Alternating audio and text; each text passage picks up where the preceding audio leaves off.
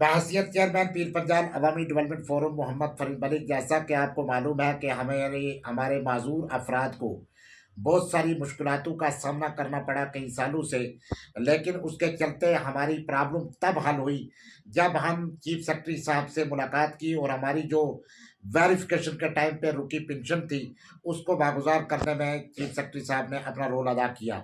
मैं जहाँ पे चीफ सेक्रेटरी साहब के रोल को सराहता हूँ, वहीं पे मैं डिप्टी कमिश्नर पुंछ और ख़ास करके हमारे जो सोशल वेलफेयर महकमा के इस वक्त के सोशल वेलफेयर ऑफिसर हैं हमारे अब्दुल रहीम मीर साहब, उनकी उनकी भी सराहना करता हूँ, क्योंकि हम परेशान हाल थे। हमारी वेरिफिकेशन के टाइम पे हमें इतनी वेरिफिकेशन दी गई कि हमें 1 साल पूरा लग गया वेरिफिकेशन में। उस दौर में किसी की 5,000 6,000 किसी की 10,000 पेंशन नहीं मिली थी। लेकिन वक्तन फवक्तन हमारी आवाज़ बुलंद भी हुई और हमने एहतजाज भी किया। लेकिन अ, जब हमारी चीफ सेक्रेटरी से मुलाकात हुई उन्होंने यकीन दहानी दी और हमारे ज़िला पुंछ के डिप्टी कमिश्नर साहब का बड़ा रोल है।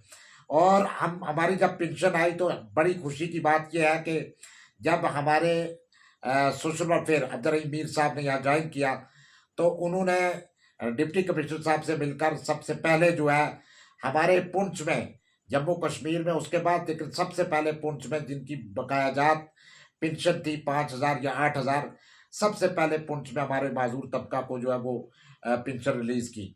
इसके लिए मैं जिला तरक्याती कमिश्नर पुंछ जनाब यासिन चौधरी साहब का और अब्दुल रहीम मीर साहब का बहुत शुक्रिया अदा करता हूँ कि हमारे लिए पहल की। इसके चलते हमारे महकमा ने इस वक्त जो सहूलियत हमारे माजूर तबका के लिए, हमारे बुजुर्गों के लिए जो वहाँ ऑफिस में रखी है, आप जब ऑफिस में जाएंगे आप देखेंगे कि ऑफिस एक माजूरीन का ऑफिस लगता है और बदला हुआ लगता है।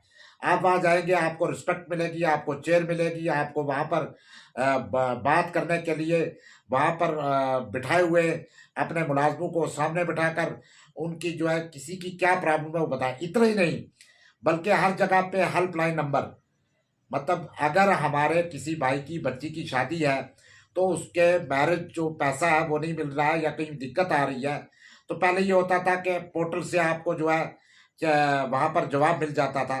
तो हर आदमी जो पढ़ा लिखा नहीं था पोर्टल नहीं देख पाता था।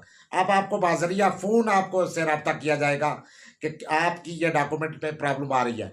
इसी तरह हमारे माजूर अफराद या हमारे बुजुर्ग कहीं पेंशन में प्रॉब्लम आ रही है तो वहाँ पर जो बैठे हमारे मुलाजम भाई हैं, जो हमारे सोशल वेलफेयर ऑफिसर के सामने जो वहाँ पर अ, बिठाया गया है, वो लोग जो है हेल्पलाइन नंबर के ज़रिए आप उनसे बात कर सकते हैं और वो आपको बताएंगे कि आपकी पेंशन किस वजह से रुकी है, आपका अकाउंट गलत है या आपके किसी कागज़ में कमी है। तो कहने का मकसद इतनी बड़ी सहूलियत जो है वो अब्दुल रहीम मीर साहब ने डिप्टी कमिश्नर पुंछ की हदायत पे जो हमें दी है, इसके लिए मैं उनका शुक्रिया अदा करूंगा। और मैं समझूंगा कि माजूर अपनी ताकत आप हैं। हमें किसी की एजेंट सिस्टम का, किसी के खड़पंची की ज़रूरत नहीं है। हमने अपनी जदोजहद जो है वो गुज़श्ता साल जब हम परेशानी के आलम में हुए, हमारी किसी भी सियासी आदमी ने हमारी आवाज़ बुलंद नहीं की। यहाँ तक कि हम बड़े परेशान हाल रहे, हमने हमने मजिस्ट्रेट के सामने भी एफिडेविट पे खुद जाना पड़ा, अब फोटो स्टेट दुकानों पे भी। लेकिन जब चपलूसी नहीं, जब कोई अच्छा काम करता है उसको अप्रिशिएट करना बनता है। इस वक्त के जो हमारे महकमा सोशल वेलफेयर के ऑफिसर हैं वो एक माजूर दोस्त ऑफिसर है। यहाँ पुंछ में माजूर ज़्यादा नहीं, माजूर तबका जो है वो अढ़ाई में है, माजूर तबका लोर में है, माजूर सावदिया में है, सुरनकोट में है, बैंडर में, दूर दराज देहात में। यहाँ हमारे बॉर्डर पे वो माजूर तबका जो कि उस पार की गोली से निशाना बन के अपनी किसी अज़ा को खो बैठा है। तो कुछ लोग हमारे पुंछ से क्या करते हैं कि जब कोई वो माजूर और अफसर के दरमियान में एजेंट का काम करते हैं तो वो माजूर को ब्लैकमेल करना चाहते हैं या किसी ऑफिसर को ब्लैकमेल करना चाहते हैं। तो मैं समझूंगा कि हम अपनी आवाज़ खुद है, मेरा कोई भी माजूर खुद बोले, खुद बोलने के अहल है, हम किसी से कम नहीं है।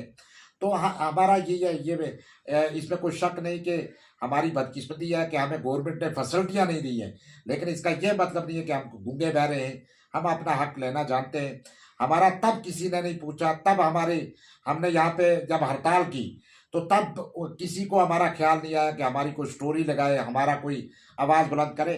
तो आखिर 3-4 लोग, आप कुछ लोग जो है वो पकड़ के स्टोरी माजूर के जी आज पेंशन नहीं मिली, 2 महीने से पेंशन बंद है, इसमें कोई शक नहीं है। लेकिन वो हमारे ऑफ़िसर जो हैं मेहनत कर रहे हैं और हम खुद राब्ते में हैं सेक्रेटेरिएट में। जब 8 महीना नहीं मिली तो तब आपने हमारी आवाज़ क्यों नहीं बुलंद की? तो कहने का मकसद ये है कि कुछ ऐसे लोग होते हैं जो हमारे माज़ूरों का नाम लेके ऑफ़िसर को ब्लैकमेल करते हैं, हम ऐसा हरगिज़ नहीं चाहेंगे। और मैं ये चाहता हूँ कि हमारा माज़ूर खुद बात करे ऑफ़िसर से। माज़ूर किसी से कम नहीं है, वो इस अहल है कि वो ऑफ़िसर से भी और डिप्टी कमिश्नर से भी मिले, वो बाज़रिया फ़ोन से भी बात करे। तो मैं अपने माज़ूर अफ़राद को ये कहना चाहूँगा कि आप किसी से भी कम नहीं हैं, जब कहीं प्रॉब्लम आती है आप महकमा से राब्ता करें, जब नहीं आती है, जब कहीं प्रॉब्लम ज़्यादा है तो मुझसे आप बात करें। इंशाअल्लाह मेरी जदोजहद अपने माज़ूर तबका के लिए, अपने बुज़ुर्गों के लिए, अपनी बहनों के लिए, अपने इलाका के लोगों के लिए हमेशा है। तो मैं चाहूँगा कि महकमा सोशल वेलफेयर जिस तेज़ी के साथ काम कर रहा है, आगे भी करे। हमारी दिक्कतें बहुत हैं, हमारी पेंशन बढ़ाने की बात है, हम गवर्नमेंट से लगातार कई सालों से डिमांड कर रहे हैं। अभी भी हमारे कुछ माज़ूर तबका जिनको स्कूटियाँ फराहम की जाएँ, हम उनकी उसकी भी डिमांड करते हैं। हमारे बहुत सारे मसाइल हैं, जो ना कि ज़िला लेवल पे बल्कि वो हुकूमती लेवल पे। तो हम इंशाअल्लाह आगे भी ये इलेक्शन के दौर में हम नहीं अपनी बात को उठा सके, अपने मुतालबात जो मनवा सके, आइंदा आने वाले वक़्त में हम ज़रूर अपना आप को स्ट्रॉन्ग करके स्टेट तक, दिल्ली तक अपनी आवाज़ को बुलंद करने में अपना रोल जो है वो खुद अदा करेंगे। शुक्रिया।